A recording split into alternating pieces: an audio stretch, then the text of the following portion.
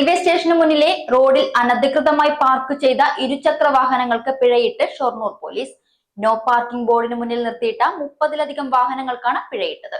Bus service ഉൾപ്പെടെ നടത്തുന്ന Shoranur railway station പ്രധാന പാതയിൽ ഗതാഗതക്കുരുക്ക് ഒഴിവാക്കുന്നതിനായി കഴിഞ്ഞ ദിവസമാണ് പോലീസ് റോഡരികിലെ അനധികൃത പാർക്കിംഗ് ഒഴിവാക്കണമെന്ന് ബോർഡ് സ്ഥാപിച്ചത്.